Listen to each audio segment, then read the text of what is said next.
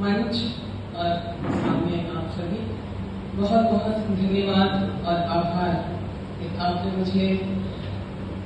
व्यंग्य यात्रा शारदा त्यागेश्वरी के सम्मान के लायक समझा। मिथिला की हूँ और मिथिला के लोगों के रग रग में व्यंग्य भरा हुआ होता है, उसको कहीं जाने की जरूरत नहीं होती। और महिलाएं वहां की तो और भी उनकी रोज दिन की बातचीत भी अगर होगी तो वो ये कहेंगे, अरे व्यास जी आप तो आप ही हैं। तो वैसे में व्यंग्य और मैं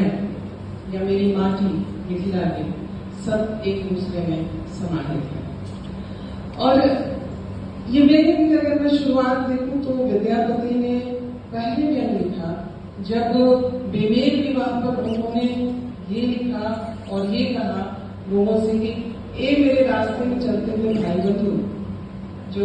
लड़की है, लड़की युवा है जिसकी शादी किसी बालक से हुई है और वो कहती है, गीत गा रही है विद्यापति के पद में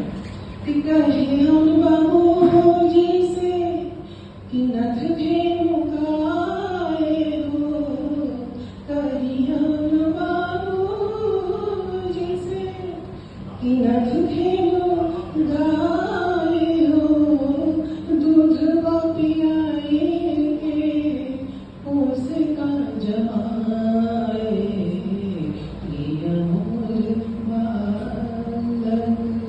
तो विद्यापति कह रहे हैं कि प्रिया मोरे बालक है, मैं तरुणी हूँ और मेरे पिताजी से कहिए कि वो गाय लेकर के आए और उससे दूध पिलाकर के अपने दामाद को पाल पोसना। तो हम वहां से उस व्यंग्य को लेकर चलते हैं, हमारी व्यंग्य की परंपरा आगे चलती है और कपिल देव ठाकुर जो स्नेहलता के नाम से लिखते रहे हैं और मिथिला की बेटी सीता जिसका अभी आजकल तीसरा वनवास चल रहा है, 2 वनवास राम ने दिया और तीसरा वनवास आजकल चल रहा है जहाँ सिया राम नहीं है, सिया राम में सब जगह नहीं है और वहाँ अभी केवल श्री राम है, सिया पता नहीं तीसरे वनवास है। लेकिन उनके लिए और जब राम आते हैं तो जब हम राम को व्यंग्य सुना सकते हैं, राम के साथ परिहास कर सकते हैं, स्नेहलता लिखते हैं और कहते हैं कि सुन सखी अनुपम घटना जुगत लागत भारी है, सुन सखी अनुपम घटना जुगत लागत भारी है, खीर खाए बालक जनमावले अवधपुर के नारी है, राम लला सुंदर ये कितना बड़ा व्यंग्य है। कहा जाता है कि खीर खाने से कहीं किसी बालक का, किसी बच्चे का जन्म होता है। ये मिथिला की धरती है, जनक की धरती है और सीता, मैत्री और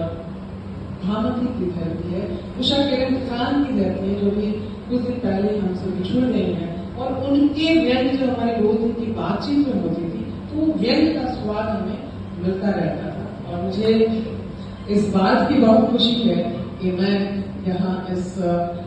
स्मृति को लेने आई हूँ। एक चीज और मैं साझा करना चाहती हूँ कि अशोक जी, मेरी माँ का भी नाम शारदा है और इस लिहाज से अब हम दोनों भाई बहन हैं। और भाभी आपका भी बहुत बहुत स्वागत और अभिनंदन, क्योंकि हम ये मान करके चलते हैं कि हर सफल पुरुष के पीछे एक स्त्री का हाथ होता है, लेकिन इस स्त्री